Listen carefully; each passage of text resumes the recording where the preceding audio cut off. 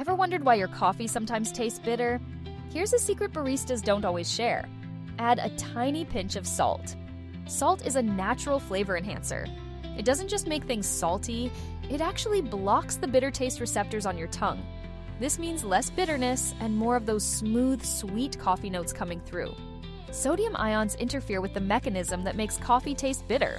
Just a small pinch, we're talking a quarter teaspoon or less, can transform an average cup into something special. This works especially well with cheaper coffee or over-extracted brews. So next time you're brewing, try it out. Add just a pinch of salt to your grounds before brewing, or stir a tiny bit into your finished cup. Your taste buds will thank you. Have you tried this hack? Let me know in the comments.